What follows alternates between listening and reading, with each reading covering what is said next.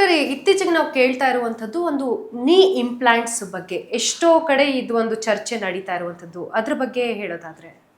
So ನೀ ಇಂಪ್ಲಾಂಟ್ಸಲ್ಲಿ commonly use ಮಾಡಿರೋದು ಇಲ್ಲಿ ನೋಡಿದರೆ ಕ್ರೋಮಿಯಂ ಕ್ರೋಬಾಲ್ಟ್ ಇಂಪ್ಲಾಂಟ್ ಅಂತ. It's a chromium cobalt implant. This also chromium cobalt implant. It's a tibia femur implant, tibia implant, and there is a plastic in between. Okay. ಇದು standard implants is there in the market.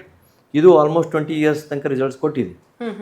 So ಈಗೀಗ ಕಾರಣಾಂತರದಿಂದ ಕೆಲವು ಕಲೀಲಿ gold implant ಅಂತ ಬಂದಿದೆ. Okay. ಈ gold implant ಅಂದರೆ ಇದು ಗೋಲ್ಡಿಂದ ಮಾಡಿರೋದಲ್ಲ. ಸೊ ಈಗ ಇದು ಗೋಲ್ಡಿಂದ ಮಾಡಿರೋದಲ್ಲ. So this implant is gold implant ಅಂತ ಹೇಳ್ತೀವಿ. It's a golden colour implant ಎಟ್ಟೆ. ಇದು ಗೋಲ್ಡ್ ಅಲ್ಲ. It is a made up of a titanium niobium layer coated implant. ಈ ಇಂಪ್ಲಾಂಟ್ ಮೇಲೆ ಇದೊಂದು ಕೋಟೆಡ್ ಬರುತ್ತೆ. ಓಕೆ. ಸೊ ಆ ಕೋಟೆಡ್ ಇಂಪ್ಲಾಂಟು ಇದು ಎಸ್ಪೆಷಲಿ ವಿಲ್ ಬಿ ಯಾರಿಗೆ ಯೂಸ್ ಆಗುತ್ತೆ ಅಂದರೆ ಯಾರಿಗೆ ಅಲರ್ಜಿ ಇರುತ್ತೆ, ಈ ಮೆಟಲ್ ಅಯಾನ್ಸಿಂದ ಅಲರ್ಜಿ ಇರುತ್ತೆ, ಕ್ರೋಮಿಯಂ ಕೋಬಾಲ್ಟ್ ನಿಕ್ಕಲ್ ಅಲರ್ಜಿ ಇರುತ್ತೆ, ಅವರಿಗೆ ಮೆಟಲ್ ಅಲರ್ಜಿ, ಡಸ್ಟ್ ಅಲರ್ಜಿ ಅವ್ರಿಗೆ ಟೆಂಡೆನ್ಸಿ ಇರುತ್ತೋ ಅವ್ರಿಗೆ ಈ ಥರ ಇಂಪ್ಲಾಂಟ್ ಕೋಟ್ ಮಾಡಿದರೆ ಆ ಅಯಾನ್ಸ್ ರಿಲೀಸ್ ಆಗೋದಿಲ್ಲ, ಅವರಿಗೆ ಇನ್ಫ್ಲಮೇಷನ್ ಆಗೋದಿಲ್ಲ, ಪೇಯ್ನ್ ಆಗೋದಿಲ್ಲ. ಸೊ ಅವರಿಗೆ ಕಂಫರ್ಟ್ ಇರ್ತಾರೆ ಅಂತ ಒಂದು ಬಂದಿರೋದು.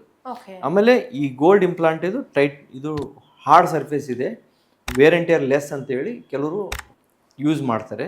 But it is always riskier sometimes because ನೀ ಈಸ್ ಅನ್ಸ್ಟೇಬಲ್ ಆದರೆ ಈ ಗೋಟ್ ಪ್ಲೇಟಿಂಗ್ ಕ್ಯಾನ್ ಹೋಗ್ಬಿಡ್ಬೋದು ಅಂತ.